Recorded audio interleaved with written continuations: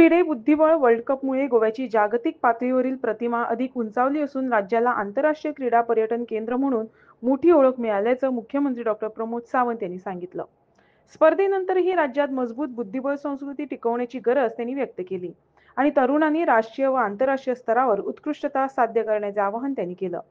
साखळी येथे विद्यार्थ्यांना बुद्धिबळ संचांचे वाटपही यावेळी करण्यात आले.